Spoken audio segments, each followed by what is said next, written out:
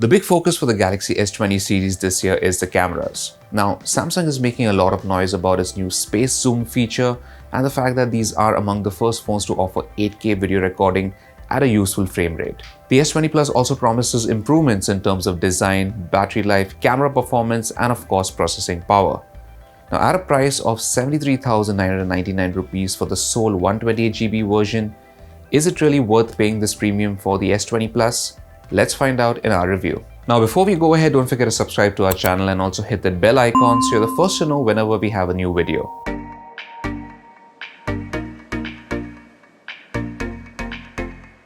The Galaxy S20 Plus is instantly recognizable as a Samsung smartphone. Compared to the Galaxy S10 Plus, Samsung has refined this design. The phone is still very comfortable to hold, but the glossy finish does make it quite slippery. The narrow display borders and slightly taller body have allowed Samsung to use a much larger display. The Galaxy S20 Plus features a 6.7-inch Quad HD Plus Dynamic AMOLED 2X panel with support for HDR10+ and for the first time, a 120Hz refresh rate. The 120Hz display makes scrolling through menus feel snappy and gives the overall usage experience a more fluid feel. However, you cannot have 120Hz and the Quad HD Plus resolution both working together. Between the higher refresh rate and the Quad HD Plus resolution, I did prefer using the phone at the Quad HD Plus resolution just for that extra bit of sharpness in the UI, but that's just me. The display is easily one of the best I've come across. Colors are rich with very good saturation and brightness is more than adequate. HDR content also looks very good, and thanks to the slimmer bezels, watching videos felt very immersive.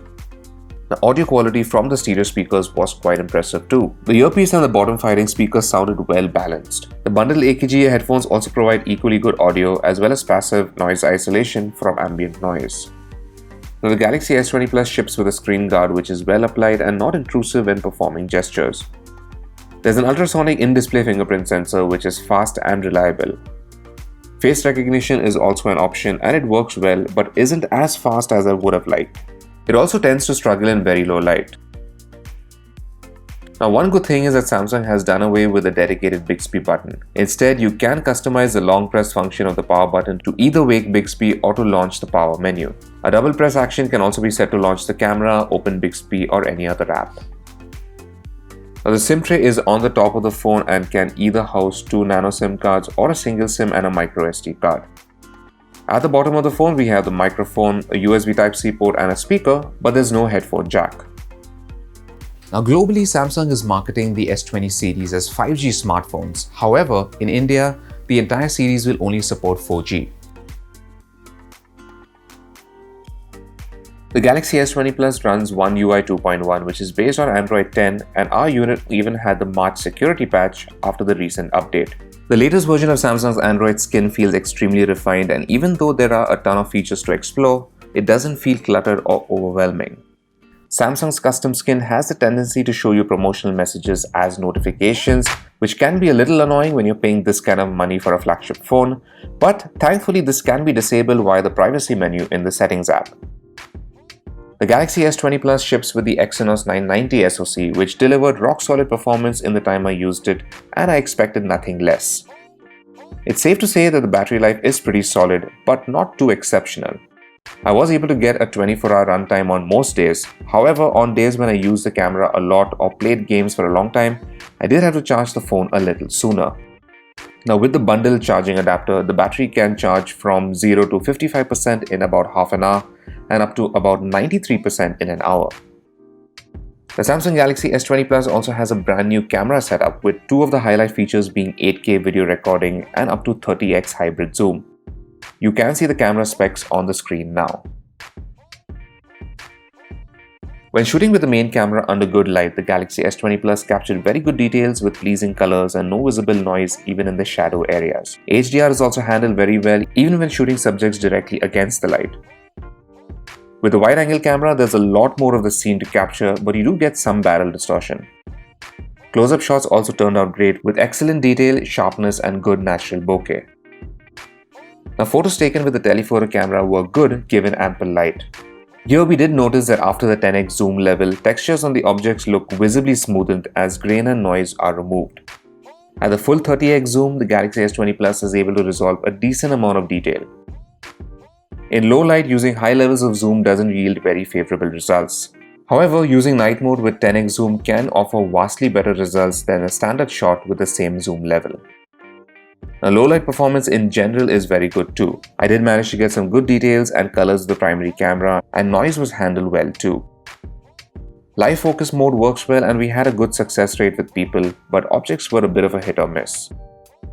The background depth effect can be adjusted before or after you take a shot, and you can even apply different bokeh effects. Edge detection was also handled pretty well. Now, before talking about the selfie camera, let's take a look at some of the specifications. During the day, the beautification filter that's on by default smoothens the skin textures quite heavily, making selfies look a little unnatural. Switching it off does improve results considerably. Live focus is also a bit of a hit or miss with the selfie camera. The Galaxy S20 Plus is a very capable smartphone for video too. The highlight of course is 8K video, which works well, but you'll need an 8K display or even an 8K TV to really take advantage of such footage. It's great that we can have a phone that can record at this resolution, but since the frame rate is limited to 24 FPS, we found it better to simply stick with 4K video. Video quality is very good in daylight with excellent stabilization and details. In low light, the stabilization causes a bit of a wobble effect in video, but other than this, the quality is good. Video quality isn't very good when it comes to shooting with a wide angle or telephoto cameras though in low light, which was kind of expected. The Galaxy S20 Plus might seem very expensive, but Samsung has actually priced it the same as the Galaxy S10 Plus when it launched a year ago.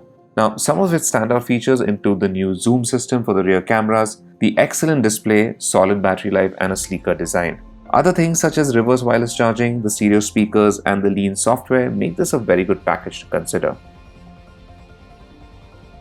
However, this phone does have its share of weaknesses. For instance, it does get quite hot when you're gaming for extended periods of time, the battery life could have been better, and the fast charging, while relatively quick, isn't as fast as some of the other solutions we've seen from other manufacturers. Overall, the Samsung Galaxy S20 Plus does offer great all-round performance, top-of-the-line features, and of course brand value.